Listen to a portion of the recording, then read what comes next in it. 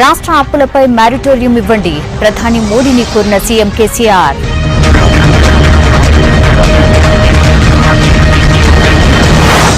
నోట్ల రద్దు పరిస్థితులపై పీఎంతో చర్చ, రేపు 3 మంత్రులతో భేటీ.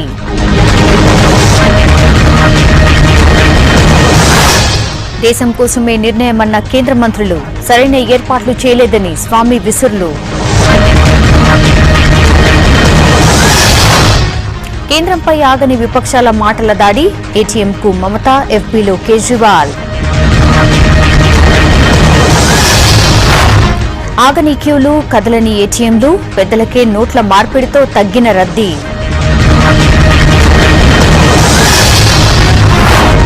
పౌల్ట్రీ పరిశ్రమకు 80% నష్టాలు, ఆదుకోవాలంటూ సర్కార్కు వినతి.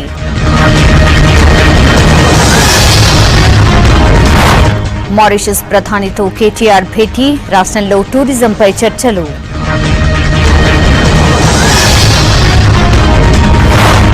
జకీర్ నాయక్పై ఎన్ఐఏ కేసులు, 10 ప్రాంతాల్లో ఒకేసారి సోదాలు.